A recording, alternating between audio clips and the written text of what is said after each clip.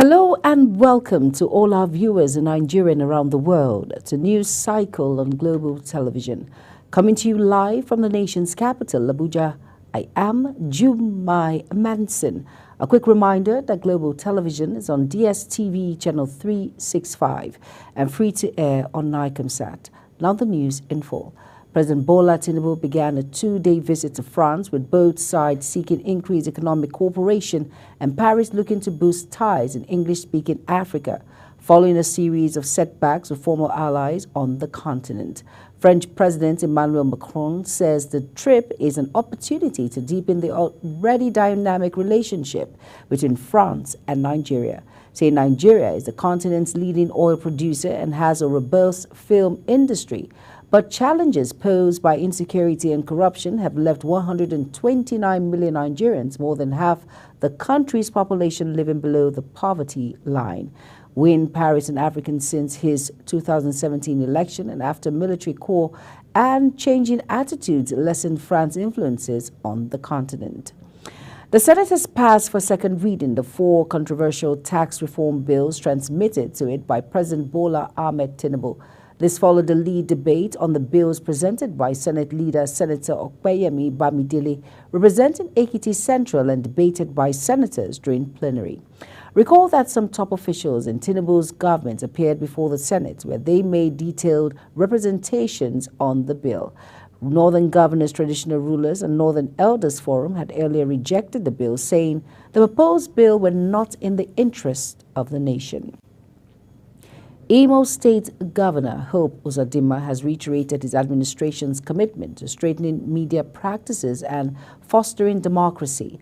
The governor stated this at the 8th Ternal National Delegate Conference of the Nigerian Union of Journalists, NUJ, holding in Owerri, Imo State capital. Our correspondent, Amarachi Ibe, completes the report. Media and democracy.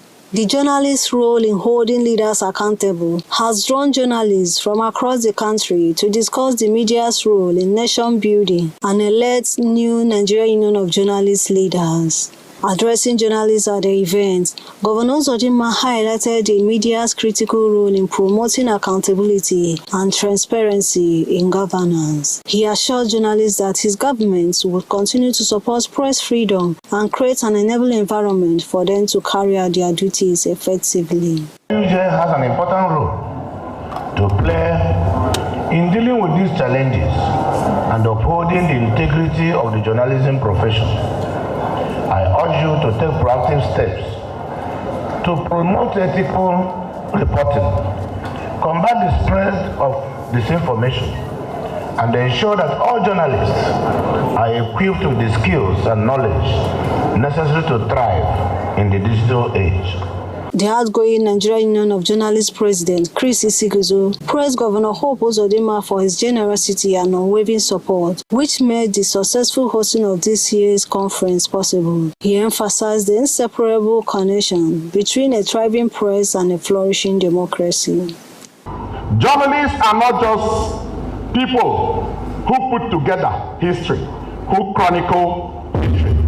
We are the stewards of truth, the watchdogs of power, and the bridge between the people and the leaders. Without a free, fair, and functional media, democracy itself is at risk of being undermined.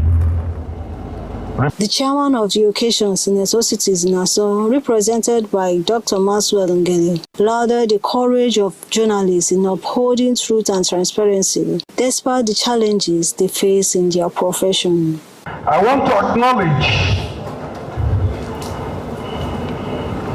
the many challenges that Nigerian journalists face, from harassment, intimidation, the economic constraints, particularly in the private sector, where some people... As the Nigerian Union of Journalists 8th Triennial National Delegate Conference draws to a close, journalists are reminded of their indispensable role in safeguarding democracy and holding leaders accountable to the people they serve. From Owerri, Amarachi Ibe, reporting for Global TV News. Thank you, Marichi, for that report. The 23-year dormant Port Harcourt refinery is now operational, with 60% daily production of fuel and other petroleum products. The managing director, Port Harcourt Refinery Company Limited, Engineer Ibrahim Onoja, announced this while conducting members of the Senate Ad Hoc Committee on Turnaround Maintenance of Nigerian Refineries, led by its chairman, Senator Kawu Sumaila, round the Port Harcourt refinery in Eleme, River State. Engineer Onoja, however, says the production of fuel, which is a blend of other elements, will be a gradual process to achieve the expected capacity per day. The chairman Senate Committee on Turnaround Maintenance of Nigerian Refinery, who is also the chairman Senate Committee on Petroleum Resources Downstream, Senator Kawu Sumaila, expressed satisfaction with the level of rehabilitation work of the entire refinery and hope that refining of all the petroleum products will be sustained. The SAC's 7th Vice Chancellor of Nnamdi Azikiwe University, Akwa Unizik, Professor Bernard Odo, has dragged the management of the Federal University Gusau in Zamfara State to the National Industrial Court for allegedly denying him professional rank and employment. Shortly after Odon's sack by the presidential directive following the crisis surrounding his appointment at Unizik VC, occasioned by allegations that he was not a professor and that the processes that led to his appointment as the 7 substances VC of Unizik was manipulated by the then governing council of the university led by Ambassador Greg Mbadiwe. Both the VC of the Federal University Gusau and Registrar Professor Abubakar Muazu and Yakubu Anibusa, respectively, had issued statements. Let's go on a quick break. News cycle continues shortly.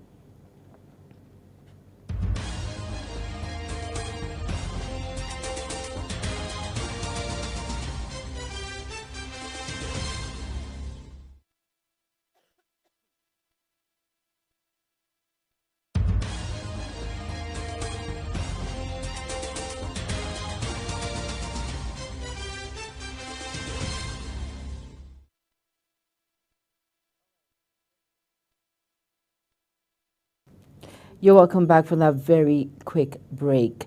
Over now to President Bola Ahmed Tinubu has applauded the Nigerian Navy for the collaborative and supported effort of the international partners in advancing maritime security initiatives and promoting sustainable development of Gulf of Guinea.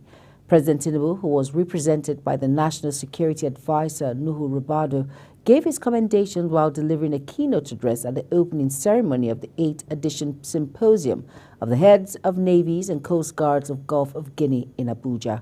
Kike Lomo Okere has the details. The Gulf of Guinea is a crucial shipping route for global trade and accounts for about 60% of Africa's shipping trade volume. President Bola Ahmed Tinubu, who was represented by the National Security Advisor Nuhu Ribadu, charged 8 of navies and coastal guards of Gulf of Guinea to foster international cooperation to tackle maritime challenges and promote sustainable development of the maritime resources. He noted that through shared responsibilities and concerted efforts, the 8 of navies can effectively combat illegal activities at sea, protect the maritime ecosystem, and unlock the immense economic opportunities on the waterways. It is therefore our collective responsibility to foster international cooperation to tackle these challenges and promote sustainable development of our maritime resources. The Chief of the Naval Staff, Vice Admiral Emmanuel Ogala, says the symposium underscores the importance of cooperation and the need to strengthen and expand existing regional and international security initiatives. He noted that the symposium is aimed to foster cooperation to the development of Africa's oceans, particularly the Gulf of Guinea nation's economy within the secure maritime environment. There are still some myriads of challenges such as sea robbery, proliferation of small arms and light weapons, illegal, unreported and unregulated fishing, human trafficking, just to mention a few. Most of these crimes are transnational in nature and requires collective approach involving all navies and coast guards. France Naval Chief Admiral Nicolas Rajo says the symposium is aimed to discuss strategic maritime security issues in the Gulf of Guinea to strengthen the maritime security. regional cooperation is progressing positively. These various actions prove the relevance of the Yaoundé architecture of this integrated model. It's a goal to pursue our joint action and continue to develop our partnership. Based on the actual success, there will be room for including able and willing partners who will contribute to the operations under Yaoundé architecture. The 8th edition symposium of the Heads of Navies and Coastal Guards of Gulf of Guinea is tagged Maritime Security and Sustainable Development in the Gulf of Guinea reflects the essence of the United Nations 2030 Agenda for Sustainable Development. Kike Lomo Okere, Global Television News. Thank you, Kike, for that report. The House of Representatives is currently in a closed-door session to deliberate on the tax reform bill proposed by President Bola Tinubu. Recall that on September 3rd, 2024, the President transmitted 4 tax reform bills to the National Assembly for consideration following the recommendation of the Taiwo Oyedele-led Tax Reform Committee. The bill included Nigerian Tax Bill 2024, which is expected to provide the fiscal framework for taxation in the country, and the Tax Administration Bill, which will provide a clear and concise legal framework for all taxes in the country and reduce disputes. Others are the Nigerian Revenue Service Establishment Bill, which will repeal the Federal Inland Revenue Service Act and establish the Nigerian Revenue Service, and the Joint Revenue Board Establishment Bill, which will create a tax tribunal and a tax ordinance. The meeting is expected to douse tension ahead of the debate. The National Coordinator for Neglected Tropical Disease at the Federal Ministry of Health and Social Welfare, Fatai Oyediran, on Thursday said about $19 million is required to effectively tackle NTDs in the country. Oyediran disclosed this on the second day of the high-level advocacy meeting with commissioners for health from the 36 states and the Federal Capital Territory in Abuja. He noted that with adequate investment, NTDs can be controlled and eradicated. The Senate Committee on Army, led by its chairman, Senator Abdulaziz Musa Yar'Adua, has begun the screening of the Acting Chief of Army Staff, Lieutenant General Olufemi Olatubosun Oloyede, for confirmation as a substantive Chief of Army Staff. General Oloyede was appointed Acting Chief of Army Staff on October 30, 2024, following the illness of Lieutenant General Tarid Lagbaja, who passed away on November 5, 2024. Queen Agaba has the details.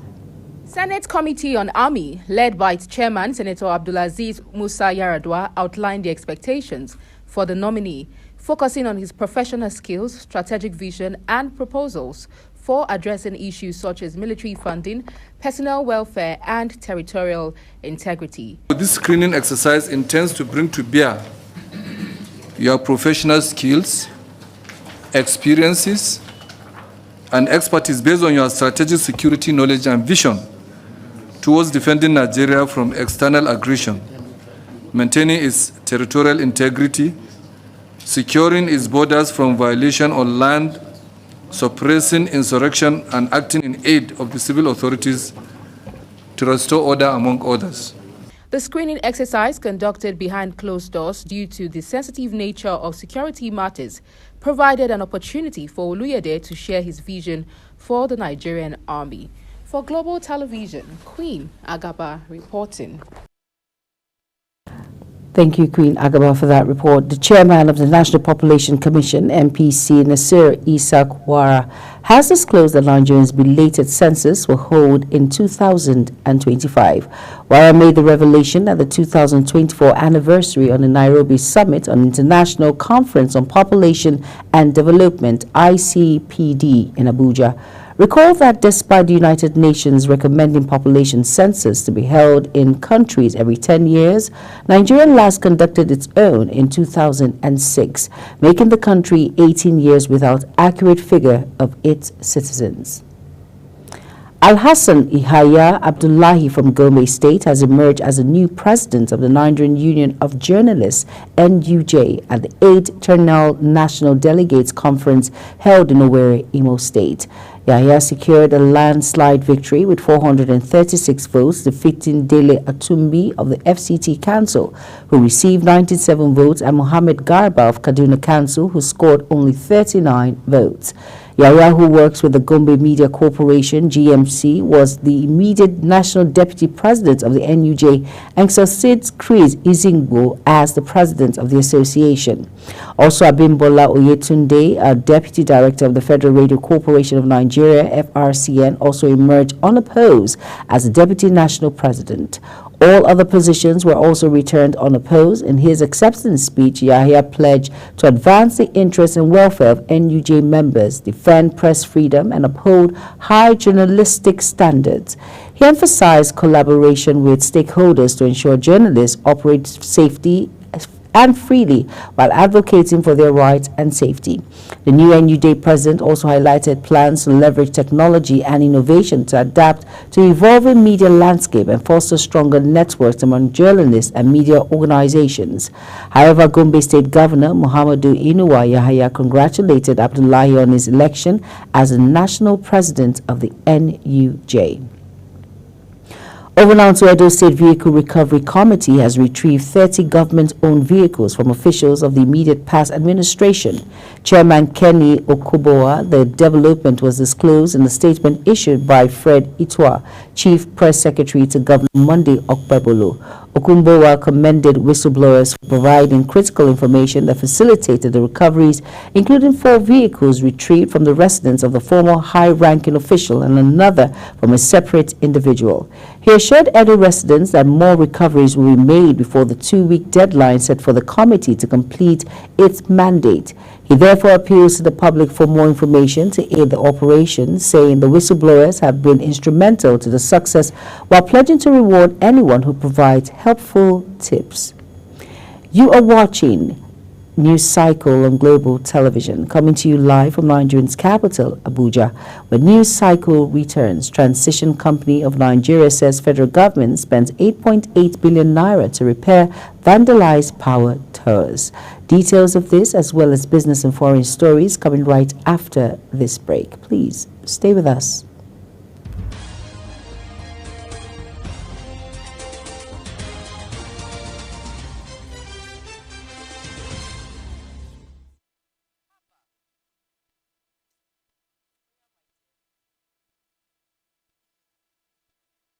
You're welcome back, and if you're just tuning in, this is News Cycle on Global Television. On our business desk now, the federal government has confirmed that it spent a total sum of 8.8 billion naira for the repair and restoration of transmission towers that were vandalized across various regions of the country in 2024.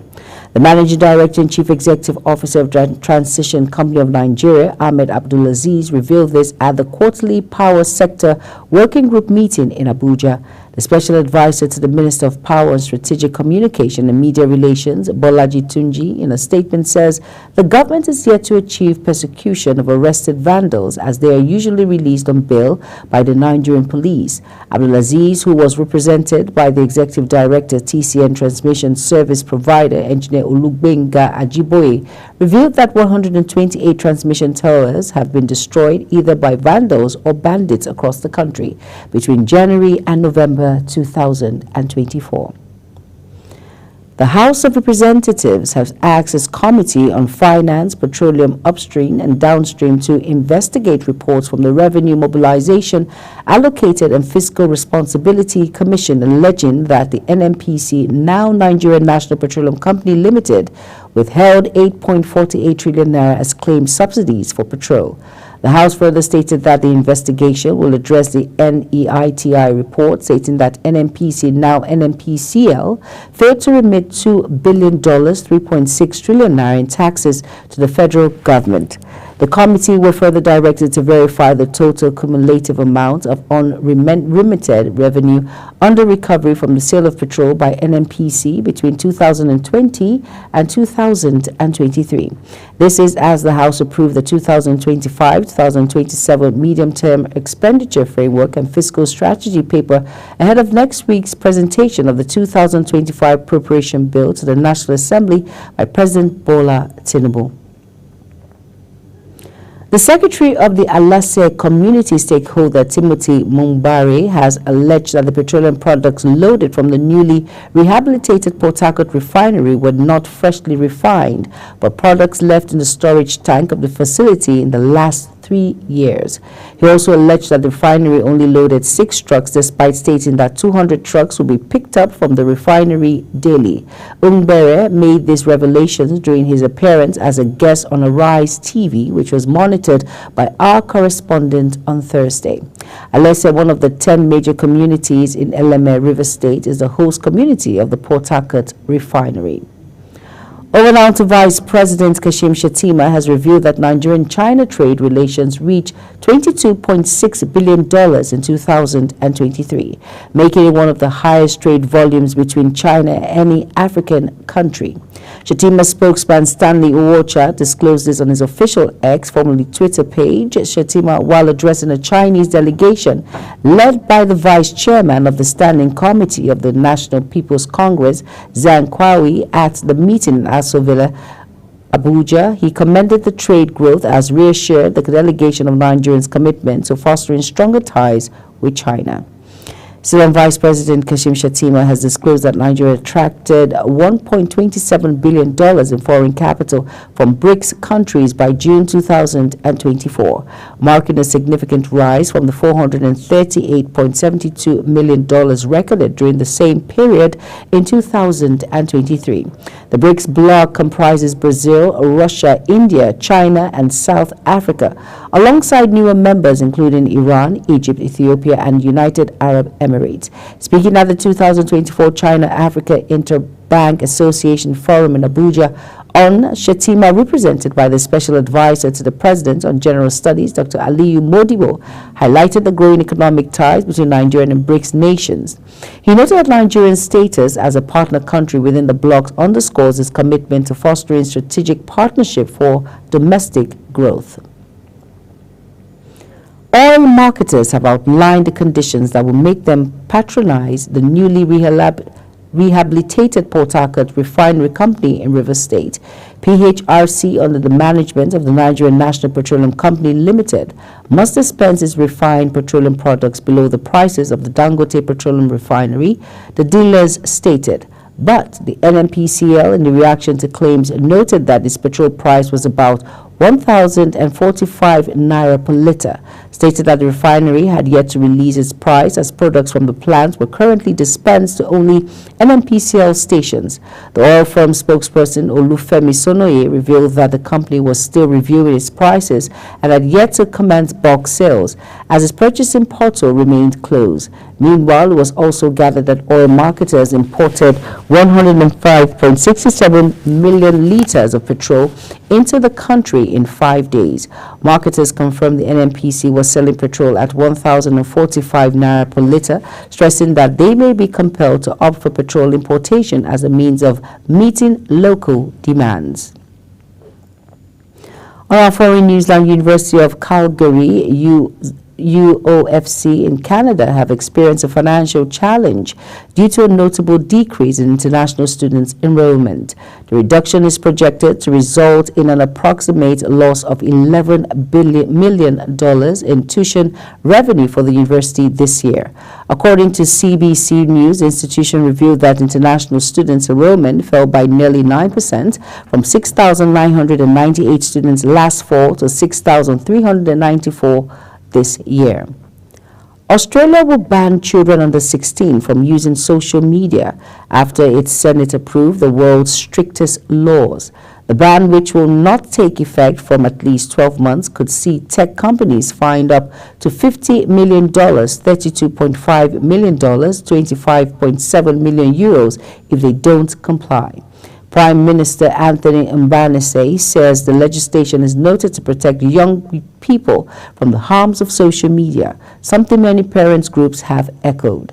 The government says will it rely on form of age verification technology to implement the restrictions, and options will be tested in the coming months. The United Kingdom has unveiled its largest visa application center in Africa, located in Ikeja, Lagos.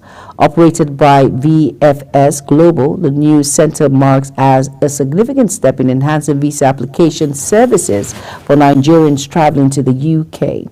This was contained in a statement by the British High Commissioner in Lagos. With additional centers in Abuja and Victoria Island, Lagos, new operational since November 19th, the facility in Ikeja is designed to streamline visa submissions and offer applicants a seamless experience. The British Deputy High Commissioner Johnny Baxter attended the launch in Ikeja, emphasizing the importance of the UK-Nigerian relationship. He expressed optimism that the new center will provide improved service for applicants. And in sports now, Manchester United legend Raul van Nistelrooy has emerged as a leading candidate for the vacant managerial position of Leicester City following the dismissal of Steve Cooper. The development comes just weeks after Van Nistelrooy's brief stint as United interim boss ended. Van joined Erik ten Hag's coaching staff as Manchester United during the summer, but was thrust into managerial role in October following ten Hag's sacking. Despite leading United to 3 wins in 4 matches, including back-to-back victories over Leicester, the Dutchman's interim position ended with the arrival of Ruben Amorim as the club's new head coach.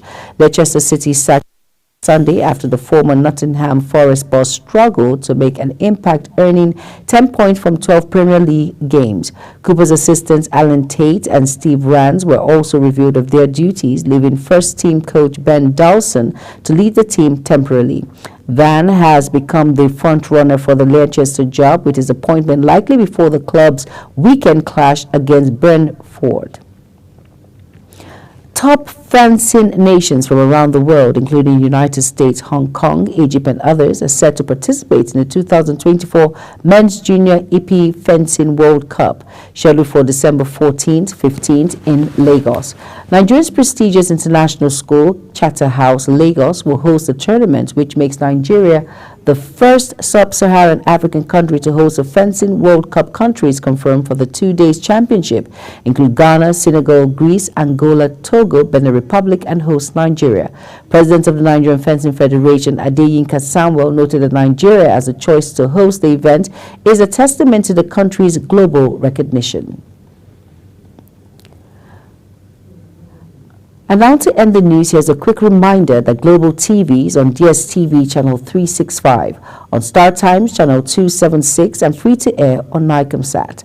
Kindly follow us across all social media platforms now showing on your screen by using the Global TV NG. I am Jumai Manson. Thank you for watching.